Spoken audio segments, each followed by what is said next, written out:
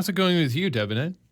Excellent. Excellent. So great to meet you. Well, I'm honored to have an opportunity to have a conversation with you about a local boy made good. Yeah, or bad. I don't know. So what inspired you to get into this line of work? I'm curious. Oh my God. Since I was a kid, my mother loves to tell the story, but when I was 4, they took me to see the Kirov Ballet in Russia. And I basically pointed to the stage and said I wanted to do that. So it's always been I've been very driven about it ever since I was a young kid. And I mean, I talk about this a lot, but growing up in Edmonton, I was so involved in the arts here, in theater and ballet and the opera. Just inspired and educated, and I feel like I really do credit Edmonton for my entire career, just in terms of the education I got, the resources, the exposure.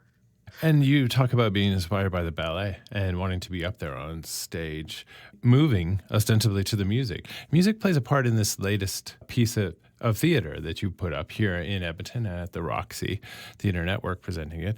Thomas Newman wrote the book and lyric, from what I understand, with Bells on the musical. Just briefly, can you give me an overview as to what it's about?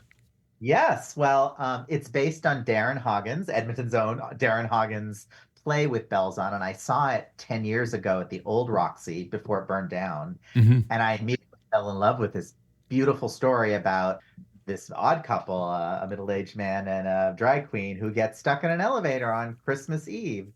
And what appealed to me about it when I saw it was a Christmas show for people who don't like Christmas, Mm-hmm. who are very triggered by the holiday or depressed on Christmas. And I was like, that's me. But it really, the Christmas miracle of this odd couple comes together, and I fell in love with it.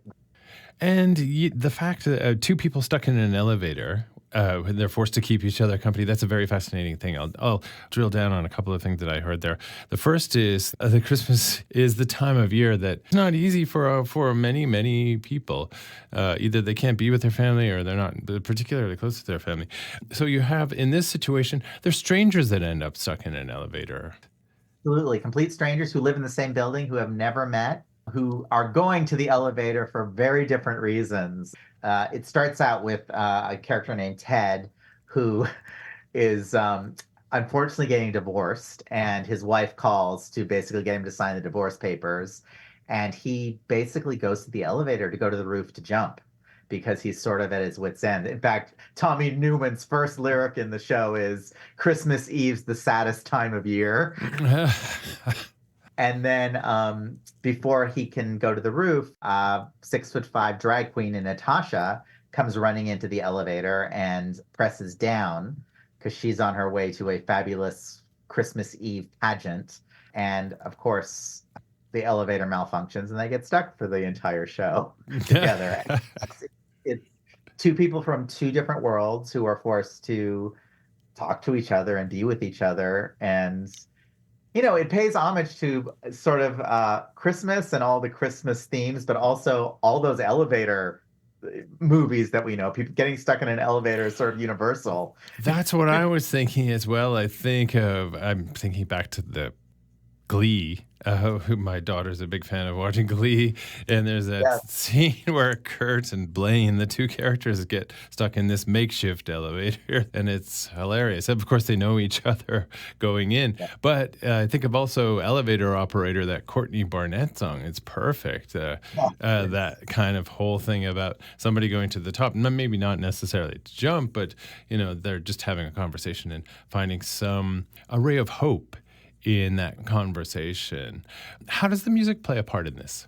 Oh, it's probably the biggest part of it. Tommy Newman, who's a collaborator of mine, who is just brilliant. We collaborated years ago on an off-Broadway show called The Yellow Brick Road. It was a bilingual version of The Wizard of Oz, Spanish and English, which played off-Broadway for one season. And it was the first time we'd collaborated, and I fell in love with him and his work. And he just writes earworms. Like he really writes really smart, tuneful numbers. And we worked on this over a year, and it's the one thing people come to and they're like, oh, this music is amazing. It's all different styles. It's traditional musical theater, it's pop, it's disco, it's Latin. And he was so smart. Because one of the challenges we faced was it's two male identifying actors who have a very specific voice type and trying to give it as much variety over those 90 minutes. And he really was able to just find a lot of nuance and a lot of fun and a lot of diversity in the musical storytelling. Yeah, I can't say enough great about him. It really is sort of an essential part of it and an essential difference from the play, you know? And so, Devanand, so did you use needle drop pieces to sort of set the mood when you were sitting down to write play and put things together? There was, I mean, the one thing about the show that I'm sort of proud of is that it's very modern and it's very modern themes, but it has a real nostalgic feel to it. Like there's a familiarity to it. So we try to pay homage and to everything Christmas, every Christmas Mm-hmm. carol we could think of, every holiday cliche we could, and just turn it on its head a little bit. I mean, it's very tongue in cheek. It's so funny. I was saying like it's a musical about a guy committing suicide, and yes, it's really uplifting and really funny too. The paradox of Christmas Yeah. encapsulated right there by the playwright. There you go. So yeah, it's nostalgic is the word I think I would say it encapsulates. Yeah, and that's exactly what I was going to come back to when I said that I drilled down something that caught my attention when we were discussing it before was "It's a Wonderful Life." Intuitively, I think of the bittersweet, nostalgic aspect that is part of With Bells On, the musical, but also that ray of hope that is ever present, and that is nice to see. Devin, and I'll go out of this interview and I'll just ask you, what's on your turntable at the moment? What kind of music do you listen to? Because I could happily play something for you to tag out Oh, of our interview. I am very old school. I'm like a 60s and 70s folk guy, a little Cat Stevens, I mean a Joni Mitchell, like that's sort of the thing that if I choose to put on stuff, it's usually from that era, Right from the on. folk pop rock sort of. Thank you. Okay. Keep well, good sir.